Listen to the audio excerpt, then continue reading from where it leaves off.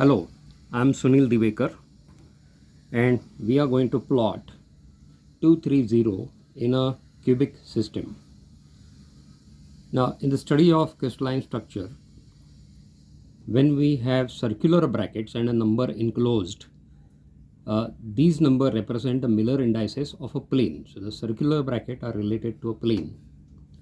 In order to find and plot that plane, we need to find the intercepts that the plane makes with the reference axis system. Now these intercepts are found by taking the reciprocals of the given Miller indices. So in this case, our reciprocals are 1 by 2, 1 by 3 and 1 by 0 is infinity. Now we have to remember that these are the intercepts made by the plane on the x, y and z axis respectively. So we are now about to plot a cubic system and in that the 230 plane. Generally we try to draw a figure for clarity and for better understanding, a figure which will measure about 50 mm by 50 mm. In order to obtain such a figure, we're going to plot a cube which will be approximately 30 mm by 30 mm or 30 mm side in this case. So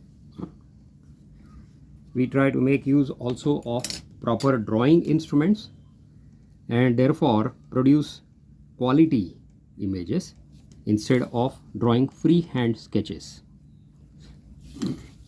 In this case, I'm trying to take this cube which will measure approximately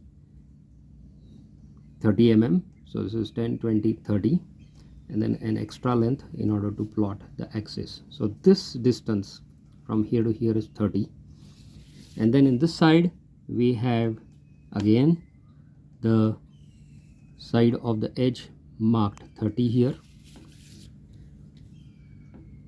This becomes the axis and we are now ready to draw a cube. So this is 30 mm by 30 mm by 30 mm and then when we take verticals here from 10 to 7 is 30 mm, again from 10 to 7 is 30 mm. So you join this and therefore you get a cube.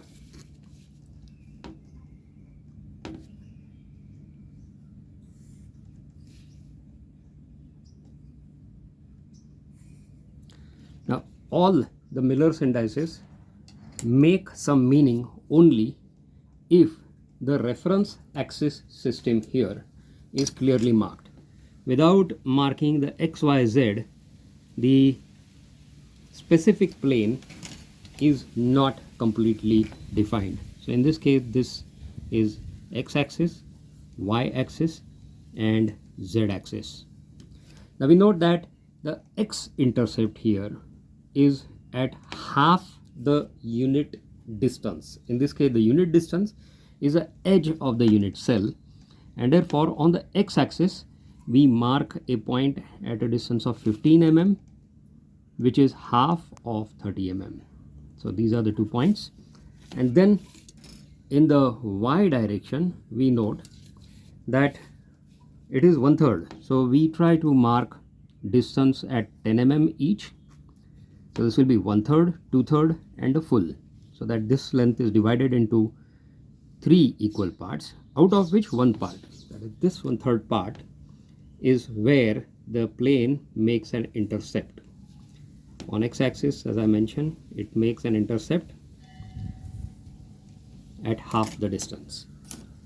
Now when it comes to the z-axis, the plane intersects the plane, intersects the axis at infinity. It simply means that it is parallel to the z-axis and therefore no intercept on the z-axis. So we have the 230 plane here as shown, In order to differentiate it from the other line work, we try to hatch it, and this then becomes the required plane, that is 230, and it is advised that after you have drawn the plane, you better label it. So in this case, this is the plane, as I mentioned, labeled 230, enclosed in curved bracket. Always remember that the arrow point must touch the plane to which we are showing, that is 230 plane. Thank you.